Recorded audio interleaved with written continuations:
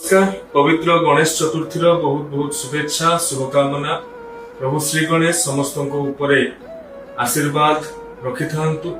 प्रभुंकर कृपा प्रभुंकर आशीर्वाद समस्त जीवन रे सुख समृद्धि भरी जाऊ।